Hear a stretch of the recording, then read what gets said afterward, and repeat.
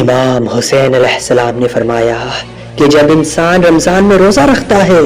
اور افطار کے وقت اللہ سے جو بھی دعا مانگتا ہے تو اس کی دعا فرشتے اپنے کندھوں پہ لے کے اللہ کی دربار تک پہنچاتے ہیں اور وہ فوراً قبول کروا دیتے ہیں، کیونکہ روزہ رکھنے والا ایسا ہو ہی نہیں سکتا کہ وہ کوئی دعا مانگے اور اس کی دعا قبول نہ ہو۔ تو کسی نے پوچھا، اے نواسہ رسول، کوئی ایسی عادت جس کی وجہ سے روزے دار کی دعا اللہ کے دربار قبول نہیں ہوتی؟ بس جیسے ہی یہ پوچھا گیا تو نواسہ رسول امام حسین علیہ السلام نے فرمایا، ہاں،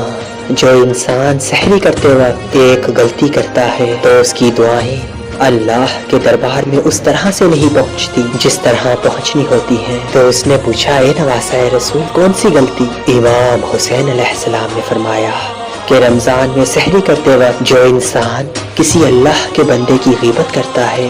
یا کسی اللہ کے بندے پہ غصہ کرتا ہے تو یہ وہ دو کام ہیں جس کی وجہ سے اللہ کی رحمت اس انسان سے مڑ جاتی ہے اور اس کی دعاؤں کے بیچ میں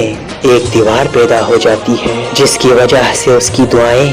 اللہ کے دربار میں نہیں پہنچتی۔ جب بھی سحری کیا کرو تو پرسکون رہ کے اللہ کے ذکر سے اور اللہ کی نعمتوں کا شکر کر کے سحری کیا کرو اور اپنے غصے سے اللہ کی مخلوقات کو دور رکھا کرو۔ اس عمل سے تم اللہ کے غضب سے دور ہو کر اللہ کی رحمتوں کو پالو گے، اللہ کی رحمتوں کو پالو گے۔